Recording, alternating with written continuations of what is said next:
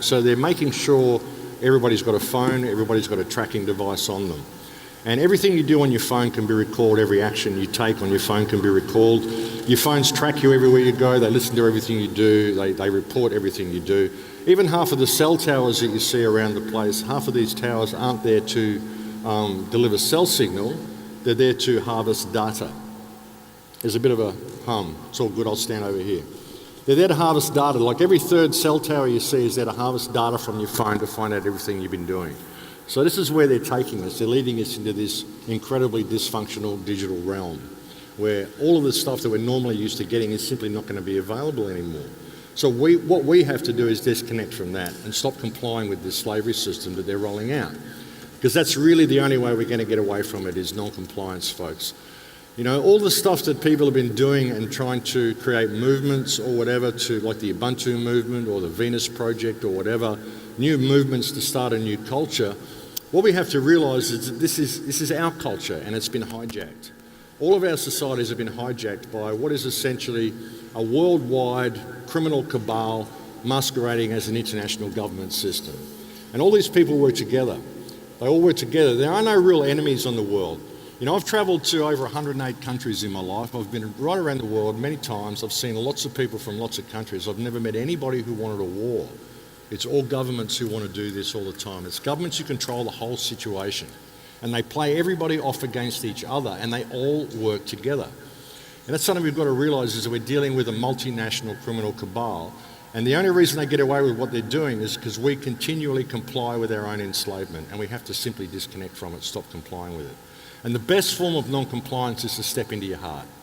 It really is. You know, if you obey your moral compass in everything you do, then the system can't do anything for you. It can't control you because you continually have to step outside your moral compass to abide legislation all the time.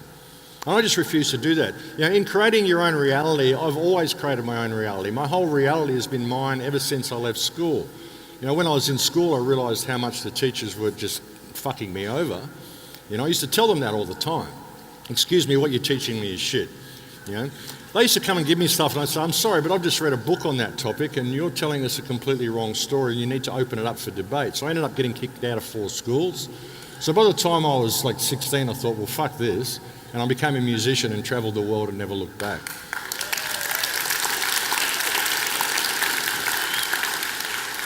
But I've created my own reality and I don't believe in commerce, and it's a hard thing here for a cryptocurrency conference and, you know, everyone's sort of, what do they call it, anarcho-capitalists.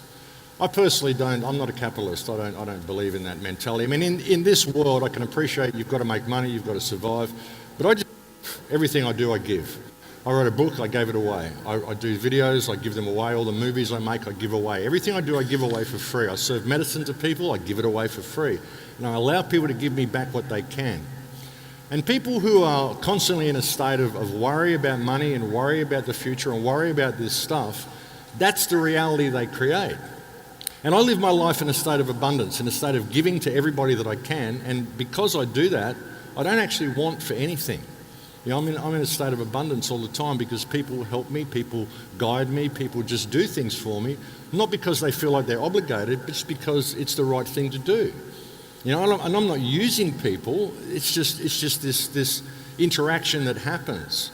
And that's the way I've lived my life, and I just sort of bounced around the world and I've never looked back. I've always done what I wanted to do and been the person that I wanted to be. Because most of the time in our lives, we're not what we want to be. We're doing something that someone else has told us to do. We're following parameters that someone else has given us. We're following guidelines that someone else has put there for us. We're not living our own life. And we're stepping outside our moral compass in every minute of every day in order to put food on the table. We have to stop that. We have to really step back and look at this and realise that it's already a community of people. And if we open up our hearts to each other, in Lakesh, I finish every radio show with in Lakesh, it means I am another yourself. If you can look at people as being yourself, another yourself, simply viewing reality from that perspective, suddenly all the barriers break down between people and you find that you can live your life in a state of abundance and giving. And it isn't a state that you're keeping tabs on what you're giving to people. I just give unconditionally to people. Sometimes, you've got to listen to your intuition. There'll be people that come there and they want to use you. You know that, okay, I shouldn't. What I'm going to give to you is by not giving to you to teach you to be responsible for yourself, which is also a form of giving. So you've got to look at it that way. You've got to balance things out and don't allow yourself to get used by people. But just open up your hearts to people and break the barriers down and stop putting a commercial aspect on everything. Stop putting an economic dollar value on everything that you do and all the time that you have and everything you do for people. I've just done this with my whole life and it's worked. I'm 61 years old. I've never had a real job. I've never done anything the system wanted me to do. I've always just been myself and done what I wanted to do. Any jobs I've had, it's because I wanted to do that. But we're just caught in this grind because of this system, because of the way they've done it. But the whole thing is a concept. The whole thing is just an idea. This reality that they're creating for us, that they've got us in now, it's just an idea. And as soon as we step into this, it all falls apart. It all falls away. Your heart is the most powerful thing. And opening up your heart to people is what will change the world. That's how we can get through this system, by realising that it's all a fiction. And even people that learn the legal stuff and all the law stuff and how to get through it, to go to fight the system, what for? You're fighting a fiction, you're fighting a cloud, you're learning all this stuff to fight a cloud. So how real is it? Why are you learning all this stuff to go and fight something which is just an idea? What you've got to do is just disconnect from it. Disconnect from the whole thing. And the way you do that, again, is to connect to your heart and to connect to the people around you. Because when you do that, government ceases to exist.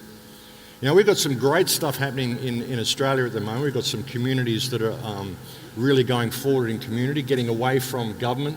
And we've got a great situation in Australia as well, because in Australia, the government of Australia is actually completely invalid. They never had the right to be there to begin with. And you might find that it's the same with the United States as well if you really look into it. Of course, you've had the revolution and you're not encompassed by the Crown now, but you might find Canada and other places, because there was a charter that was put forth in about the 1600s. I think it was called the West Vale Charter or the West League Charter, West something Charter, which said that the British Crown, when it went to all these places, it wasn't actually going there to overtake or control the places. When the Crown came to Australia, the mandate for Arthur Phillip when he arrived was to liaise with the people and to work out trade with the people. He was never supposed to overtake the country or take over the country. So as soon as he arrived and put his foot on the sand and stuck the flag in the soil, he'd broken his charter. So the entire Australian government's invalid under their own law. And you'll find that the Canadian government is probably invalid under their own law as well. So there's all sorts of these things going on. And we've got communities starting in Australia that are operating on that basis, that it's all, that what Australia has done, what the government has done is invalid, that they have actually no right to be there. And when we're putting it in the courts and putting it to the Supreme Court, the government has no leg to stand on and they're backing down. So this is a good thing. And we can probably do this in a lot of countries as well. Any country that the Crown has touched, you're going to find that it's an invalid government there to begin with. And if you really start looking at the ancient charters, you're going to find that they're completely invalid. So we can reclaim things, we really can. And you can reclaim things in the United States, you could reclaim things in every country if the people are just prepared to stand up and say it and do it and call it. And be what you are and call the government out for what it is. Like I said, it's a criminal cabal. The whole legal system, everything that we've got here, the government, even the law system was created to prevent the causation of harm and to provide remedy when harm is caused. And we've got situations in our country now where the government is coming and causing harm against us all the time, and they're using the legal system to do it. So how can that be? How can a guy come to your house and say, I'm here to cause harm to you in the name of the law, when the law was put there to prevent the causation of harm? It's all backwards, but we don't call it. And that's why they get away with it, because we don't call it. And we should. And there's lots of reasons why we should, folks. I'm just going to sit down because I've been travelling for 4 days to get here. 4 days, folks, it took to get here. Ridiculous.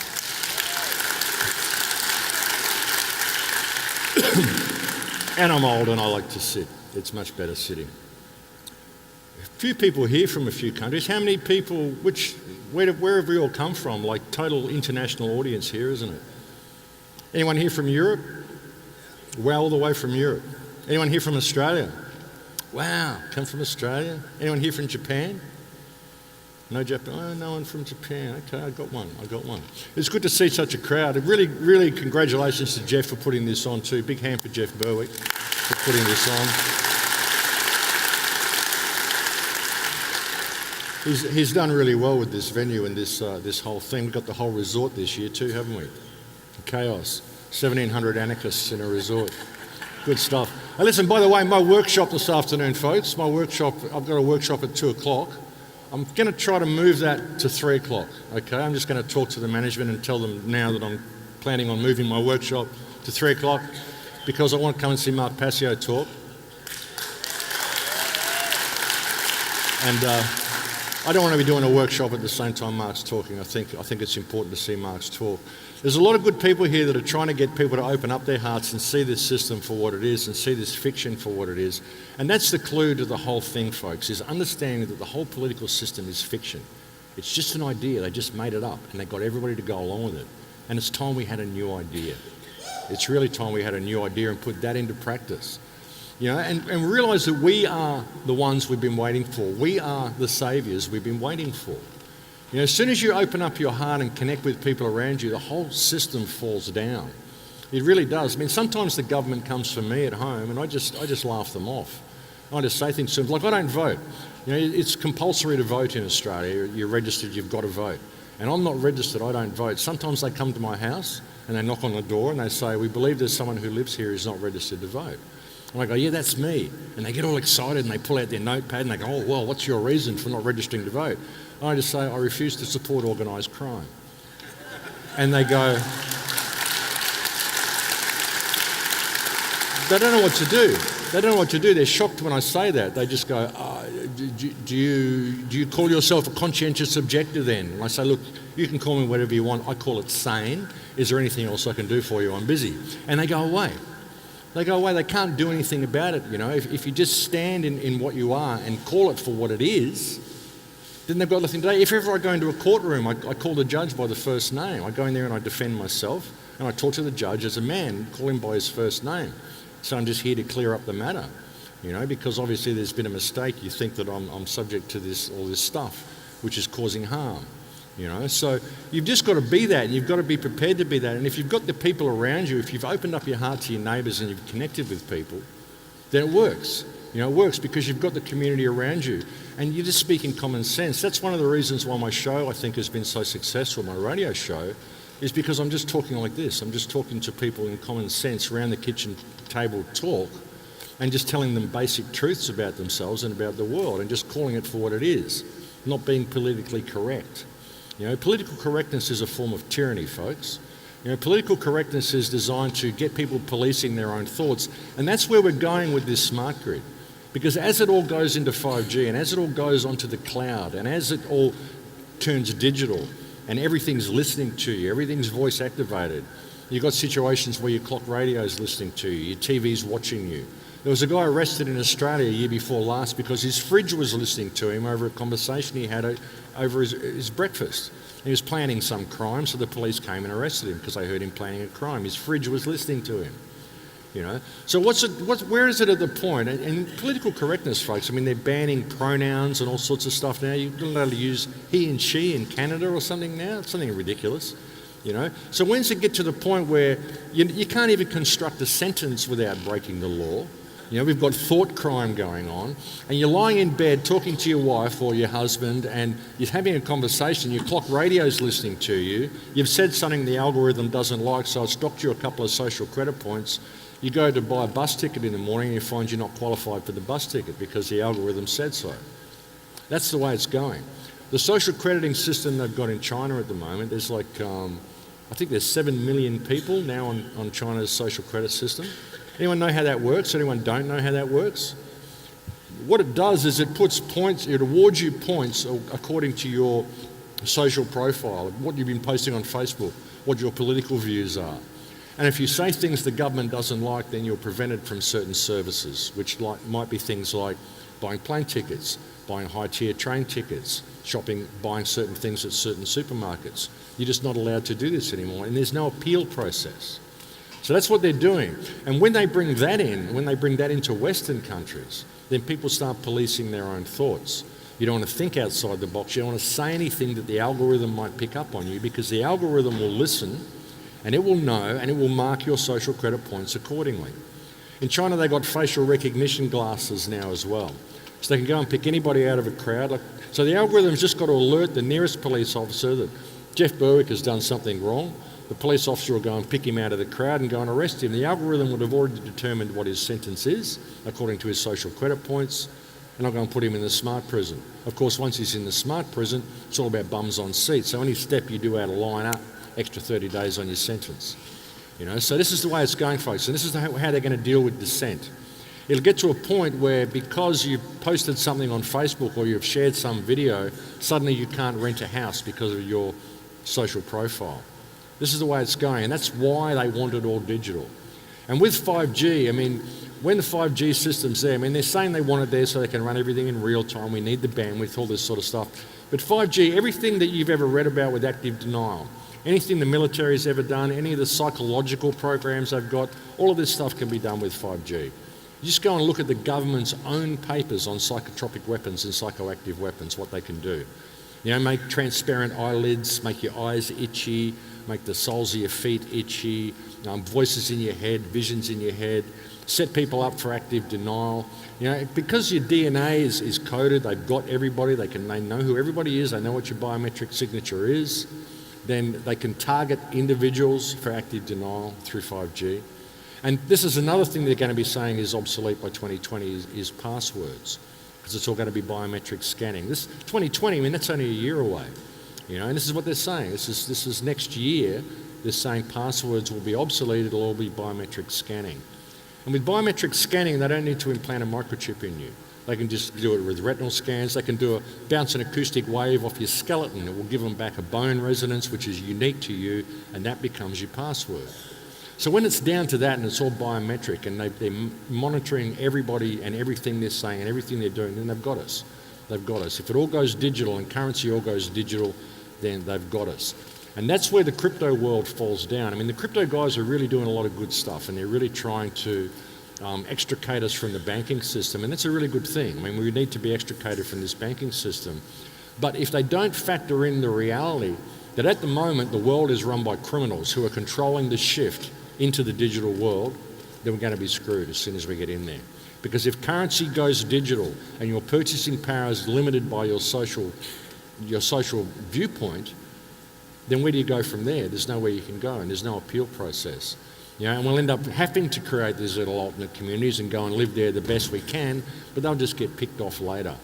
And that's the problem with people creating alternate communities as well and wanting to extricate from the system and just going and creating their little perfect commune, is that the government loves you doing that because you're not dealing with them. You're not dealing with the problem that created the need for you to go and create that commune to begin with. That's what we need to do. So we don't need to build any new system. We don't need to have the Ubuntu movement or the Venus Project or any of this stuff. We've got a system here already that could work, only we have to constantly step outside our moral compass to comply with it, and that's why it doesn't work. And you think about it, folks, as soon as you start doing the right thing in all that you do, and all your actions are according to your moral compass, this system cannot exist. It simply cannot function in that environment. It only functions now because we're so willing to step outside of our hearts and do whatever we're told. Yes sir, no bags, 3 bags full, sir. And all we're really doing is paying protection money. That's what taxes are, it's protection money. I'll pay my taxes, you go and bomb those guys over there, just leave us alone here. It's all good. And that's what we do. We've got to stop doing it, folks. It's a scam. The whole thing's a scam. And it's like David said, we're voting in this side and this side and this side. We're not looking at the system above it that runs the whole thing. The politicians are just mouthpieces. They're just mechanisms. Trump is not your friend, folks. Trump is not your friend. I'm sorry to tell the people here who might support Trump. Maybe there isn't anyone here who does. Maybe I'm good there. But the government is not your friend.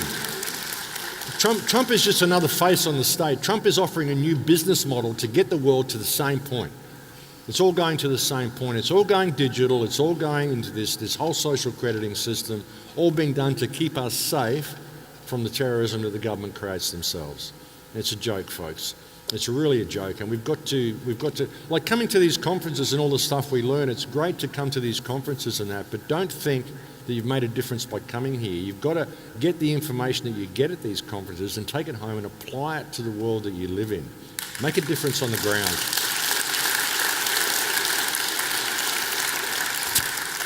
Make a difference on the ground where you live, because that's where the real difference is. And I guarantee, folks, if you start opening up to your neighbours and doing things for people, they might think you're a little weird to start with, but they'll open up. They'll open up. They'll realise that you're a human being, and they'll come around eventually. I mean, it's worked for me. I've got so many friends all around the world now, just from being in that state of giving. It really does work, folks. Everything this system wants you to do is the opposite of that. They don't want you to give. They want you to view your time as being valuable. They don't want you to perform the art of being you. Everything that we've lost is that art of being you. You are an artistic expression of creation. You are a thought in the mind of God, here to be all that you can be and to express yourself to the greatest of your potential with the tools you've been given. And if you think there's something wrong with you, you've got a problem or you've got this or that, that's fine, because that's the perspective that is needed. Otherwise you wouldn't be here. You exist. There's a reason for you to exist, because that perspective is needed, and everybody is valid. And this is what we're doing in our lives, even with this fictional system that they've caught us up in. They've taken everything from us. So now we run through our lives searching for some form of value of ourselves. So many people just want to feel like they have value. They want to feel like they actually mean something. They're not just a little cog in the big machine. Well, guess what? You all do mean something. You're not what this system has told you that you are. Every single one of you is a divine expression of creation that can do incredible things,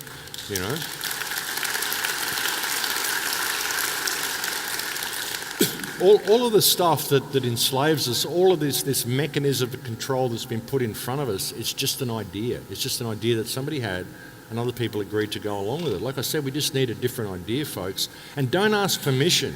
Just do it. When you find something that works, just put it into action and do it. I just do that. I just don't care about what they say. I just do it. I've always found it's a lot easier to get forgiveness than permission. So just go ahead and do it, folks. And don't worry about the government. Don't worry about what they say. Just go and do it. You might create a groundswell, and then what are they going to do? They've got to try to control and say, we're approving this. We did it. We encouraged him. Try to turn it around for something that they benefit. That's all they do. But we can do it, folks. Just put it into practice. Whatever you can find that's going to help your community and inspire your community, and everybody can do that, folks. Just believe in yourself, and we can change the world. And I think that's about.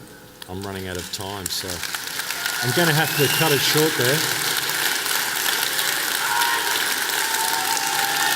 But that's pretty all I want. Really, all I want to say. Just believe in yourselves, folks, and we can change this system if we disconnect from it. And the best form of non-compliance. When I do this and say non-compliance, people they think there's a battle they have to go and fight, but they don't.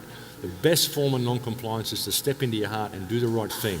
Follow the rules of Dharma. Do the right thing in the right way at the right time for the right reason. And if you live your life in a state of unconditional love and service to creation, then you can find the path through that. And service to creation, I've said so many times, it's not service to others at the expense of yourself. Put yourself on an even keel with everybody else. Don't serve others and deplete yourself, but don't serve yourself and deplete others. Put yourself on an even keel, in Lakesh, and we can change the world. Thank you for listening, folks.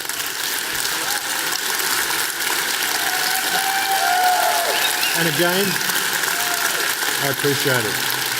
And again, I'm going to work at changing my workshop to 3 o'clock for those who would like to come. So it's scheduled for 2 o'clock, but I think Mark Passio is speaking at 2, so I'm going to try to set it up for 3. So please do come if you'd like to. Thank you very much, folks.